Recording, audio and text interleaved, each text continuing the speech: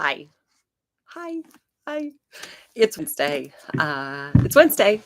And we, however many of you are in this section of Indiana and north, um, that was a terrible storm.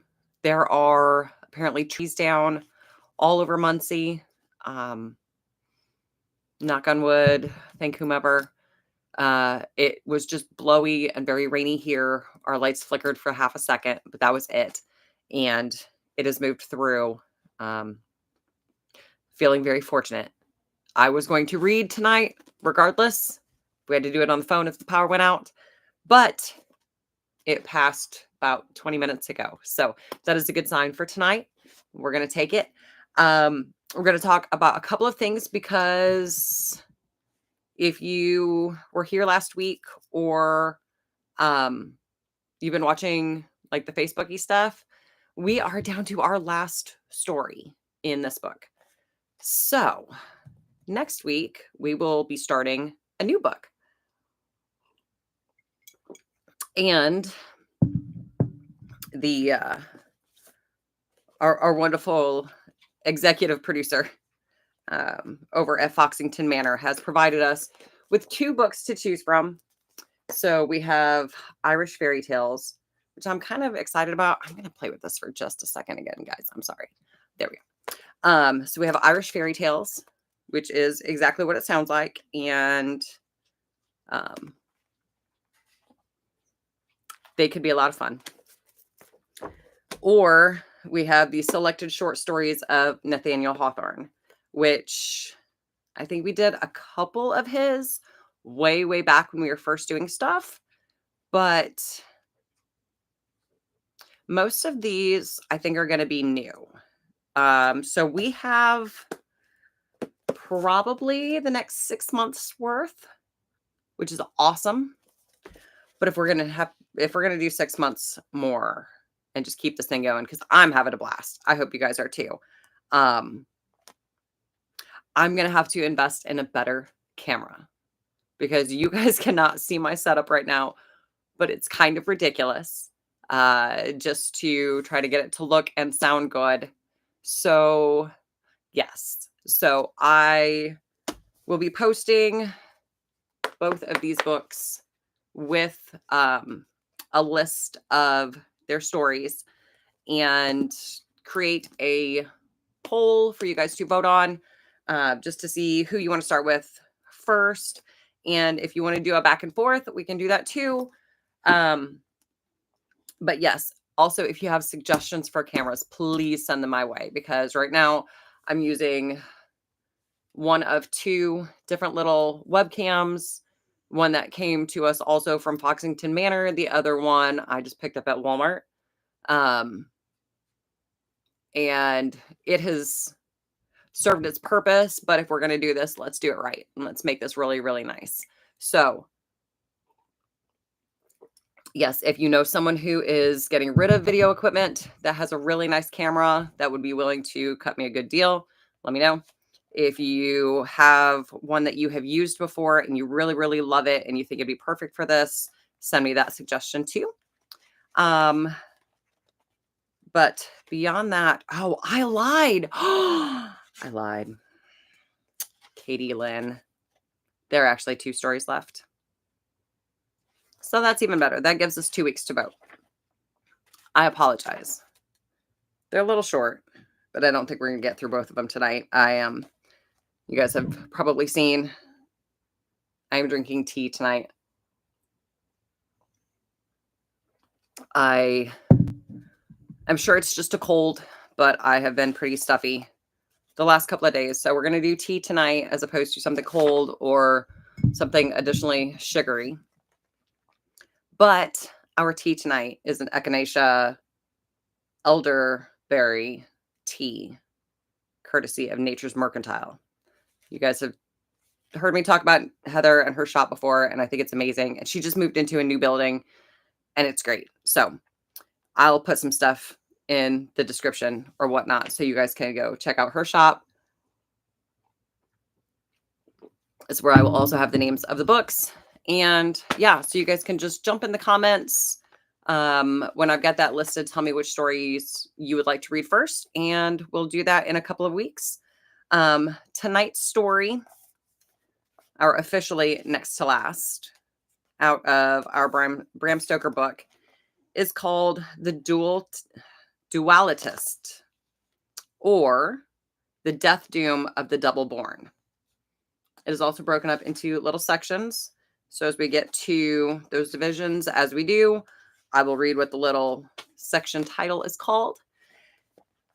And with that, there's always much more ado than I would like at the beginning, but you guys are used to that by now. So I hope you have a drink. I hope if you are watching this on your TV, you are cuddled with somebody that you adore, and we're going to get started. Section 1, he gives twice who does not give quickly. There was joy in the house of Bub. For 10 long years had Ephraim and Sophoshanisha, Bub, mourned in vain the loneliness of their life. Unavailingly had they gazed onto the emporia of baby linen, and fixed their searching glances on the basket makers' warehouses, where the cradles hung in tempting rows. In vain had they prayed, and sighed, and groaned, and wished, and waited, and wept, but never had even a ray of hope been held out by the family physician. But now at last the wished-for moment had arrived. Month after month had flown by on leaden wings, and the destined days had slowly measured their course. The months had become weeks. The weeks had dwindled down to days. The days had been attenuated to hours. The hours had lapsed into minutes. The minutes had slowly died away, and but seconds remained. Ephraim Bubb sat cowering on the stairs, and tried with high-strung ears to catch the strain of blissful music from the lips of his firstborn. There was silence in the house. Silence as of the deadly calm before the cyclone. Ah, Ephra Bub, little thinkest thou that at any other moment forever Little thinkest thou that another moment may forever destroy the peaceful, happy course of thy life, and open to thy too craving eyes the portals of that wondrous land where childhood reigns supreme, and where the tyrant infant, with the wave of his tiny hand and the imperious treble of his tiny voice, sentences his parents to the deadly vault beneath the castle moat. As the thought strikes thee, thou becomest pale. How thou tremblest as thou findest thyself on the brink of the abyss! Wouldst that thou could recall the past? But hark, the die is cast for good or ill. The long years of praying and hoping have found an end at last. From the chamber within comes a sharp cry, which shortly after is repeated. Ah, Ephraim, that cry is the feeble effort of childish lips as yet unused to the rough, worldly form of speech to frame the word father. In the glow of thy transport, all doubts are forgotten. And when the doctor cometh forth as the harbinger of joy, he findeth thee radiant with new-found delight. My dear sir, allow me to congratulate you, to offer twofold felicitations. Mr. Bubb, sir, you are the father of twins. Section 2, Halcyon Days. The twins were the finest children that ever were seen. So at least said the doctor, and the parents were not slow to believe. The nurse's opinion was in itself a proof. It was not, ma'am, that they were fine for twins, but they was fine for singles, and she had ought to know, for she had nursed a many in her time, both twins and singles. All they wanted was to have their dear little legs cut off and little wings on their dear little shoulders, for to be put one on each side of a white marble tombstone, cut beautiful, sacred to the relic of Ephraim Bubb, that they might, sir, if so be that Mrs. was to survive the father of two such lovely twins, although she would make bold to say, and no offense intended, that a handsome gentleman, though a trifle or two older than his good lady, though for the matter of that she heard the gentleman was never too old at all, and for her part she liked them the better for it, not like bits of boys that didn't know their own minds. That a gentleman was what the father of two such heavenly twins, God bless him, couldn't be called anything but a boy. Though for the matter of that, she never knowed in her experience, which it was much, of a boy as had such twins, or any twins at all, so much for the matter of that. Wow. Sorry, guys, struggled right through that. I think our author was trying to write down what the nurse said, but without quotations. The twins were the idols of their parents, and at the same time their pleasure and their pain. Did Zero cough, Ephraim would start from his balmy slumbers with an agonized cry of consternation, for visions of innumerable twins, black in the face from croup, haunted his nightly pillow. Did Zachariah rail at ethereal expansion? Sophie, with pallid hue and disheveled locks, would fly to the cradle of her offspring. Did pins torture, or strings afflict, or flannel or flies tickle, or light dazzle, or darkness affright, or hunger or thirst assail the synchronous productions, the household of Bub would be roused from quiet slumbers, or the current of its manifold workings changed. The twins grew, were weaned, teethed, and at length arrived at the stage of 3 years. They grew in beauty side by side. They filled one home, etc. Section 3. Rumors of Wars. Harry Murford and Tommy Stanton lived in the same range of villas as Ephraim Bubb. Harry's parents had taken up their abode in number 25. Number 27 was happy in the perpetual sunshine of Tommy's smiles. And between these two residences, Ephraim Bubb reared his blossoms, the number of his mansion being 26. Harry and Tommy had been accustomed from the earliest times to meet each other daily. Their primal method of communication had been by the housetops, till the respective sires had been obliged to pay compensation to Bub for damages to his roof and dormer windows. And from that time, they'd been forbidden by the home authorities to meet, while their mutual neighbor had taken the precaution of having his garden walls pebble-dashed and topped with broken glass to prevent their incursions. Harry and Tommy, however, being gifted with daring souls, lofty ambitions, impetuous natures, and strong seats to their trousers, defied the rugged walls of Bub and continued to move in secret. Compared with these two youths, Castor and Pollux, Damon and Pythias, Aloysia and Abelard are but tame examples of duality or constancy in friendship. All the poets from Hyginus to Schiller might sing of noble deeds done and desperate dangers held as naught for friendship's sake. But they would have been mute had they but known of the mutual affection of Harry and Tommy. Day by day, and often night by night, would these two brave the perils of nurse and father and mother, of whip and imprisonment, and hunger and thirst, and solitude and darkness to meet together. What they discussed in secret, none other knew. What deeds of darkness were perpetrated in their symposia, none would tell. Alone they met, alone they remained, and alone they departed to their several abodes. There was in the garden of Bub a summer house, overgrown with trailing plants, and surrounded by young poplars, which the fond father had planted on his children's natal day, and whose rapid growth he had proudly watched. These trees quite obscured the summer house, and here Harry and Tommy, knowing after careful observation that none ever entered the place, held their conclaves. Time after time they met in full security and followed their customary pursuit of pleasure. Let us raise the mysterious veil and see what was the great unknown at whose shrine they bent the knee. Harry and Tommy had each been given a Christmas box a new knife, and for a long time, nearly a year, these knives, smaller in size and pattern, were their chief delights. With them, they cut and hacked in their respective homes all things which would not be likely to be noticed, for the young gentlemen were wary, and had no wish that their moments of pleasure should be atoned for by moments of pain. The insides of drawers and desks and boxes, and under parts of tables and chairs, the backs of picture frames, even the floors where corners of the carpets could surreptitiously be turned up, all bore marks of their craftsmanship, and to compare notes on these artistic triumphs was a source of joy.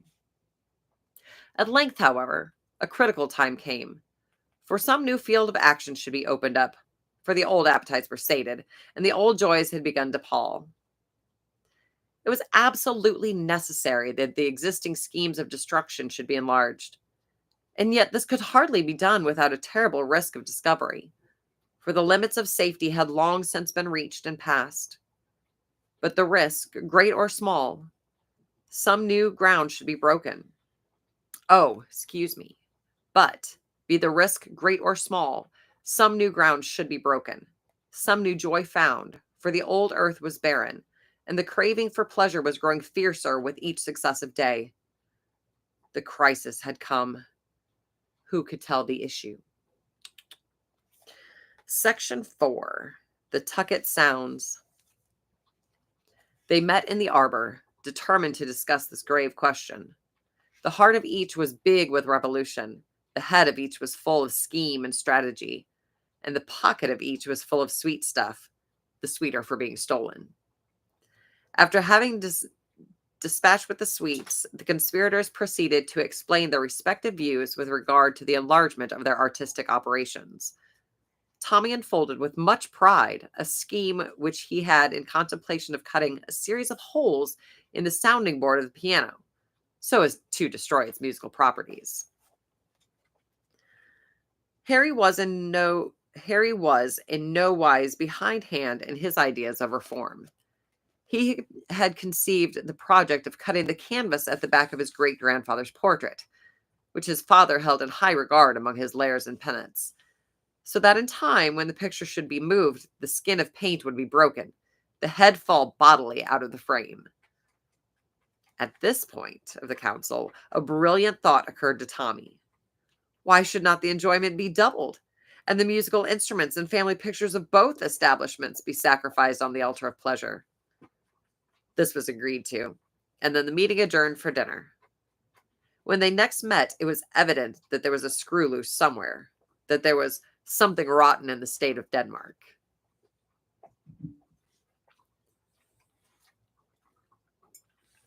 Sorry, I just love little phrases. After a little fencing on both sides, it came out that all the schemes of domestic reform had been foiled by maternal vigilance, and that so sharp had been the reprimand consequent on a partial discovery of the schemes that they would have to be abandoned, till such time at least as increased physical strength would allow the reformers to laugh, to scorn parental threats and injunctions. Sadly, the two forlorn youths took out their knives and regarded them. Sadly, they thought, as erst did Othello, of all the fair chances of honor and triumph and glory gone forever. They compared knives with almost the fondness of doting parents. There they were, so equal in size and strength and beauty, dimmed by no corrosive rust, tarnished by no stain, and with no unbroken edges of the keenness of Saladin's sword. So like were the knives that but for the initials scratched in the handles, neither boy could have been sure which was his own. After a little while, they began mutually to brag of the superior excellence of their respective weapons. Tommy insisted that his was the sharper. Harry asserted that his was the stronger of the two. Hotter and hotter grew the war of words. The tempers of Harry and Tommy got inflamed, and their boyish bosoms glowed with manly thoughts of daring and of hate. But there was abroad in that hour a spirit of bygone age, one that penetrated even to that dim arbor in the grove of Bub.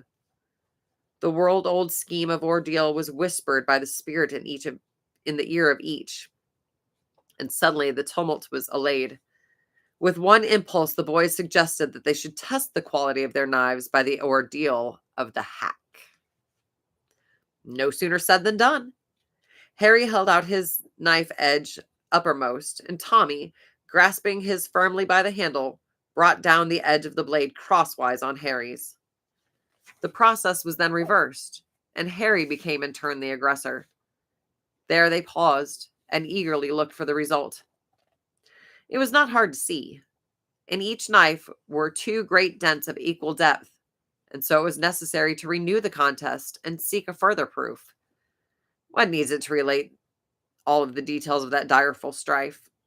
The sun had long since gone down, and the moon with fair, smiling face had long risen over the roof above, when, wearied and jaded, Harry and Tommy sought their respective homes. Alas, the splendor of the knives was gone forever. Ichabod! Ichabod! The glory had departed, and naught remained but two useless wrecks, with keen edges destroyed, and now like unto nothing save the serried hills of Spain. But though they mourned for their fondly cherished weapons, the hearts of the boys were glad, for the bygone day had opened to their gaze a prospect of pleasure as boundless as the limits of the world. Well, what do we think they're going to get into?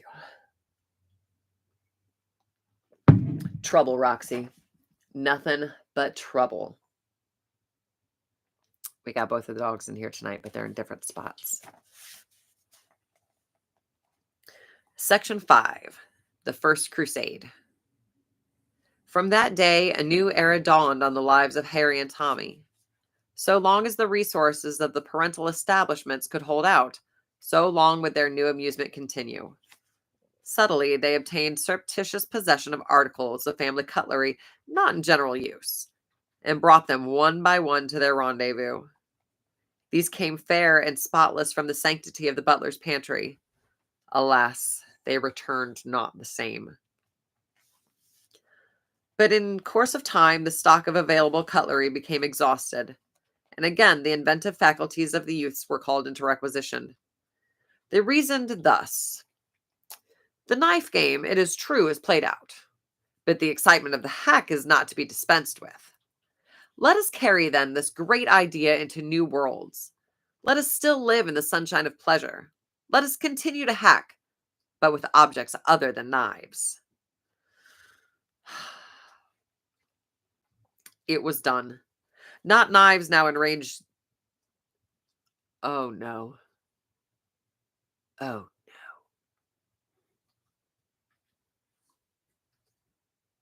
no. Okay. Okay. We're not, no, we're not, we're not going to, after the last few weeks, we are not going to attempt a guess at what is going to happen. We're just going to keep reading.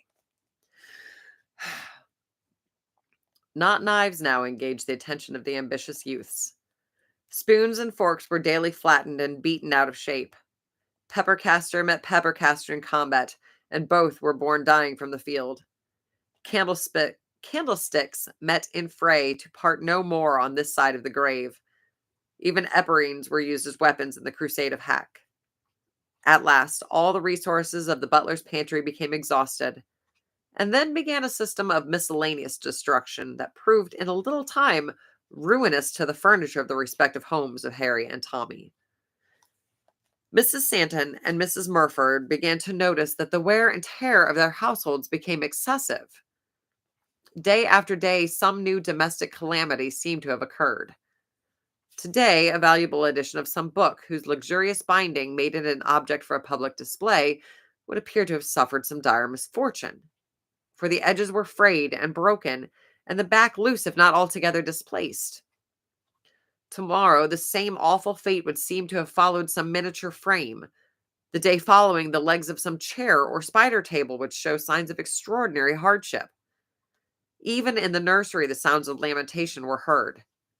It was a thing of daily occurrence for the little girls to state that when going to bed at night, they had laid their dear dollies in their beds with tender care, but that when again seeking them in the period of recess, they had found them with all their beauty gone, with legs and arms amputated, and faces beaten from all semblance of human form. Then articles of crockery began to be missed. The thief could in no case be discovered, and the wages of the servants, from constant stoppages, began to be nominal rather than real. Mrs. Murford and Mrs. Santon mourned their losses, but Harry and Tommy gloated day after day over their spoils, which lay in an ever-increasing heap in the hidden grove above. To such an extent had the fondness of the hack now grown that with both youths it was an infatuation, a madness, a frenzy.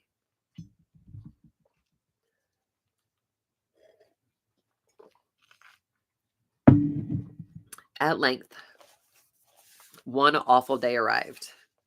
The butlers of the houses of Murford and Santon, harassed by constant losses and complaints, and finding that their breakage account was in excess of their wages, determined to seek some sphere of occupation where, if they did not meet with a suitable reward of or recognition of their services, they would at least not lose whatever fortune and reputation they had already acquired.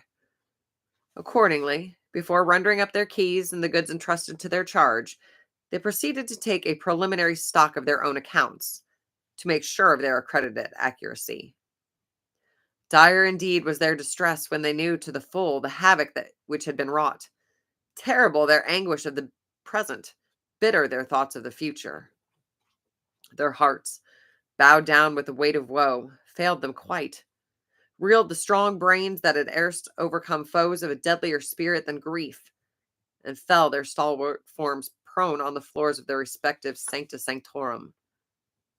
Late in the day, when their services were required, they were sought for in bower and hall, and at length discovered where they lay. But alas for justice! They were accused of being drunk and for having, whilst in that degraded condition, deliberately injured all the property on which they could lay hands. Were not the evidences of their guilt patent to all in the hecatombs of the destroyed? When they were charged with all the evils wrought in the house, and on their indignant denial, Harry and Tommy, each in his own home, according to their concerted scheme of action, stepped forward and relieved their minds of the deadly weight that had for long in secret borne them down. The story of each ran that time after time he had seen the butler, when he thought that nobody was looking, knocking knives together in the pantry, chairs and books and pictures in the drawing room and study, dolls in the nursery, and plates in the kitchen. Then, indeed, was the master of each household stern and uncompromising in his demands for justice. Each butler was committed to the charge of myrmidons of the law under the dual charge of drunkenness and willful destruction of property. Oh, little dicks. Jerks. Softly and sweetly slept Harry and Tommy in their little beds that night. Angels seemed to whisper to them, for they smiled as though lost in pleasant dreams. The rewards given by proud and grateful parents lay in their pockets, and in their hearts the happy consciousness of having done their duty. Truly sweet should be the slumbers of the just.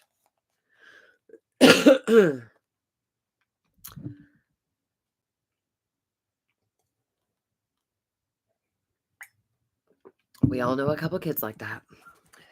They don't change. Section 6. Let the dead past bury its dead. It might be supposed that now the operations of Harry and Tommy would be obliged to be abandoned. Not so, however.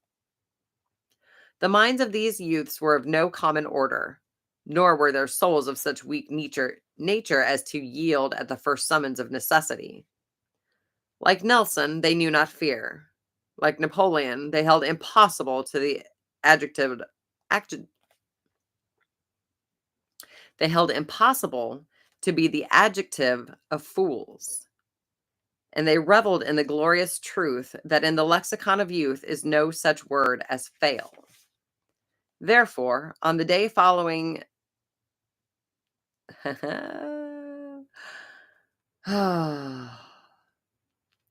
context, just a moment. Therefore, on the day following the disclosure of the butler's misdeeds, they met in the arbor to plan a new campaign. In the hour when all seemed blackest to them, and when the narrowing halls of possibility hedged them in on every side, thus ran the deliberations of these dauntless youths. We've played out on the meaner things that are inanimate and inert. Why not then trench on the domains of life? The dead have lapsed into the regions of the forgotten past. Let the living look to themselves. That night they met when all households had retired to balmy sleep, and not but the amorous wailings of nocturnal cats could told of the existence of life and sentience.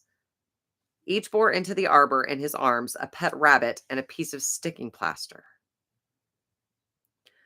Then, in the peaceful, quiet moonlight, commenced a work of mystery, blood, and gloom. The proceedings began by the fixing of a piece of sticking plaster over the mouth of each rabbit to prevent it making a noise if so inclined. Then Tommy held up his rabbit by its scuddy tail, and it hung wriggling, a white mass in the moonlight. Slowly, Harry raised his rabbit, holding it in the same manner, and with level with his head, brought it down on Tommy's client. But the chances had been miscalculated. The boys held firmly to the tails, but the chief portions of the rabbits fell to earth. Ere the doomed beast could escape, however, the operators had pounced upon them, and this time holding them by the hind legs renewed the trial.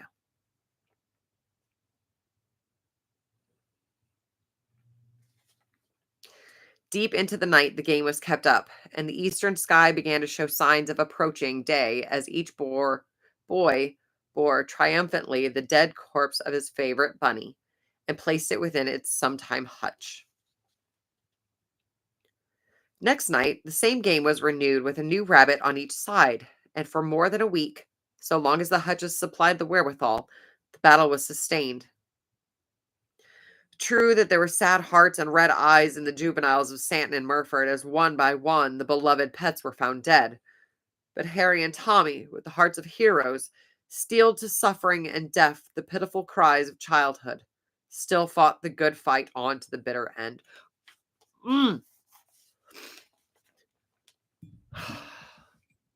Tell me again why I do this cold. I might have to start reading some of these stories ahead of time. This started to tick me off. When the supply of rabbits was exhausted, other munition was not wanting, and for some days the war was continued with white mice, dormice, hedgehogs, guinea pigs, pigeons, lambs, canaries, parakeets, linnets, squirrels, parrots, marmots, poodles, ravens, tortoises, terriers, and cats. Of these, as might be expected, the most difficult to manipulate were the terriers and the cats. And of these two classes, the proportion of difficulties in the way of terrier hacking was, when compared with those of cat hacking, about that which the simple lock of the British pharmacopoeia bears to water in the compound which dairymen palm off upon a too confiding public as milk. More than once, when engaged in the rapturous delights of cat hacking, had Harry and Tommy wished that the silent tomb could open its ponderous and massy jaws and engulf them. For the feline victims were not patient in their death agonies, and often broke the bonds in which the security of the artist rested, and turned fiercely on their executioners. At last, however, all the animals available were sacrificed, but the passion for hacking still remained. How was it all to end? I don't want to finish this. I'm gonna, because we're too far in now, but I don't want to. And so I love you if you stayed, because this is awful. And I want to smack both of these boys. Section 7. A Cloud with Golden Lining. Tommy and Harry sat in the arbor, dejected and disconsolate. They wept like two Alexanders because there were no more worlds to conquer. At last, the conviction had been forced upon them that the resources available for hacking were exhausted. That very morning, they had had a desperate battle, and their attire showed the ravages of direful war. Their hats were battered into shapeless masses. Their shoes were soleless and heelless and had the uppers broken. The ends of their braces, their sleeves, and their trousers were frayed. And had they indulged in the manly luxury of coattails, these too would have gone. Truly, hacking had become an absorbing passion with them. Long and fiercely had they been swept onward on the wings of the demon of strife, and powerless at the best of times had been the promptings of good. But now, heated with combat, maddened by the equal success of arms, and with the lust for victory still unsated, they longed more fiercely than ever for some new pleasure, Like tigers that have tasted blood, they thirsted for a larger and more potent libation.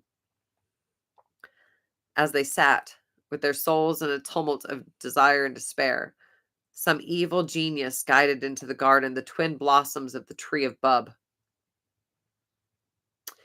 Hand in hand, Zachariah and Zero advanced from the back door.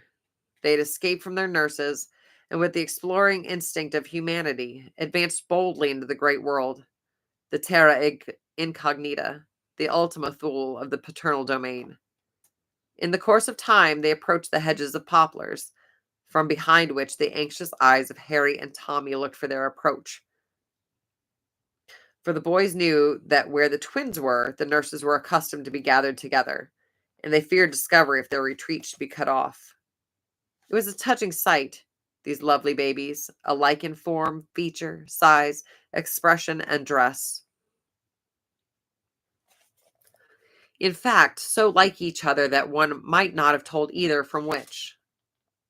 When the startling similarity was recognized by Harry and Tommy, each suddenly turned and, grasping the other by the shoulder, spoke in a keen whisper. Hack! They're exactly equal. This is the very apotheosis of our art. With excited faces and trembling hands, they laid their plans to lure the unsuspecting babes within the precincts of their charnel house. And they were so successful in their efforts that in a little time the twins had toddled behind the hedge and were lost to the sight of the parental mansion. Harry and Tommy were not famed for gentleness within the immediate precincts of their respective homes, but it would have delighted the heart of any philanthropist to see the kindly manner in which they arranged for the pleasures of the helpless babes. With smiling faces and playful words and gentle wiles, they led them within the arbor. And then, under the pretense of giving them some of those sudden jumps in which infants rejoice, they raised them from the ground. Tommy held Zechariah across his arm with his baby moon face smiling up at the cobwebs on the arbor roof. And Harry, with a mighty effort, raised the cherubic Zero aloft. Each nerved himself for a great endeavor, Harry to give, Tommy to endure a shock. And then the form of Zero was seen whirling through the air round Harry's glowing and determined face. There was a sickening crash, and the arm of Tommy yielded visibly. The pasty face of Zero had fallen fair on that of Zechariah, for Tommy and Harry were by this time artists of too great experience to miss so simple a mark.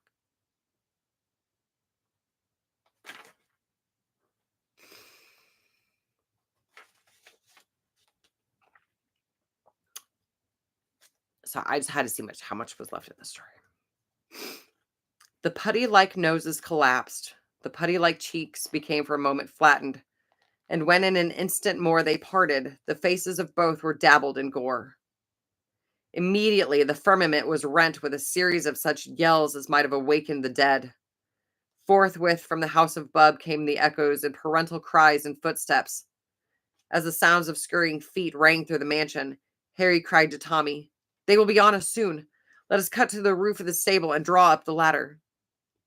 Tommy answered by a nod, and the two boys, regardless of consequences, and bearing each a twin, ascended to the roof of the stable by means of a ladder which usually stood against the wall, in which they pulled up after them.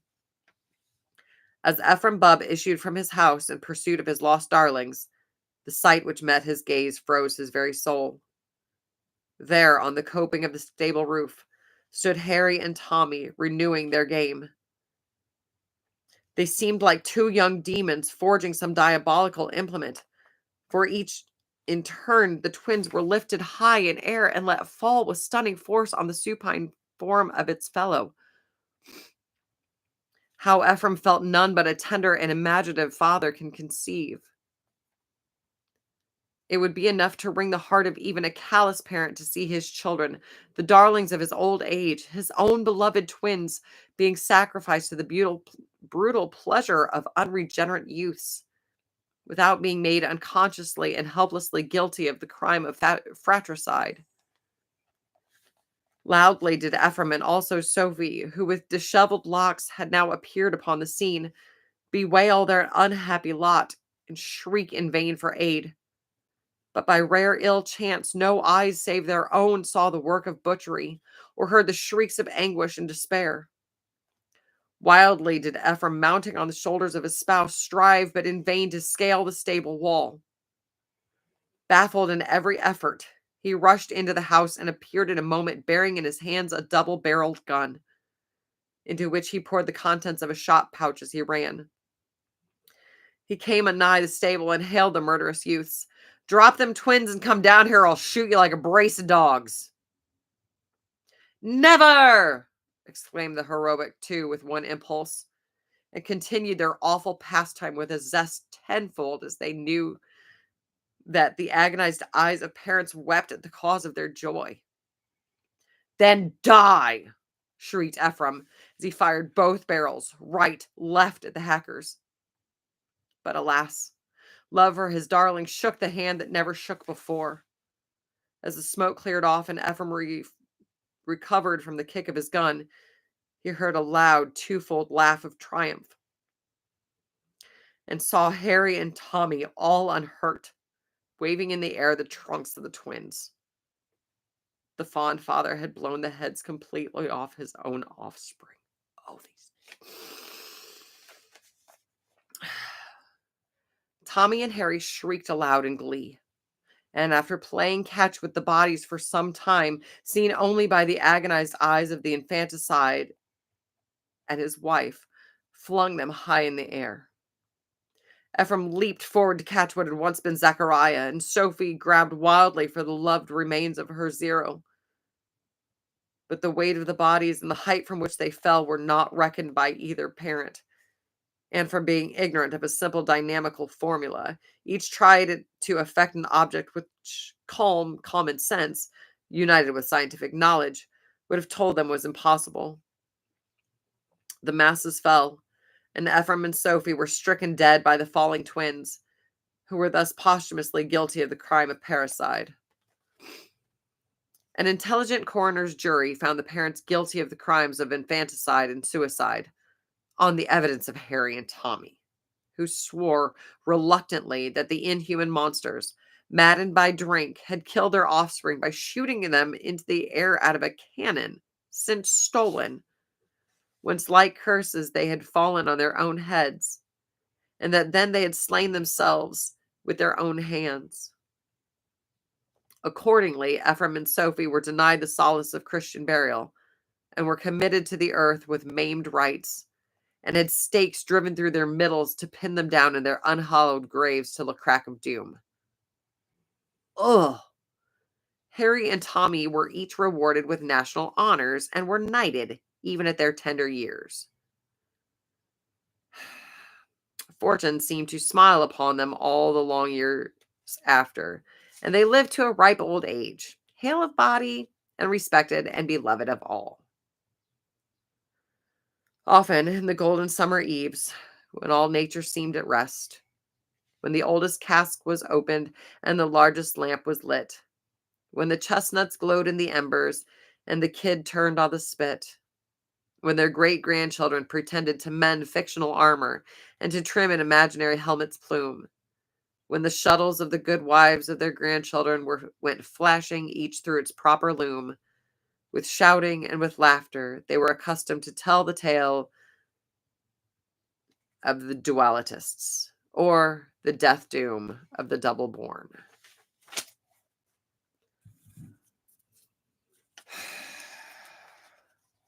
Okay, seriously, I would take a crying story tonight. I would have taken a crying story tonight.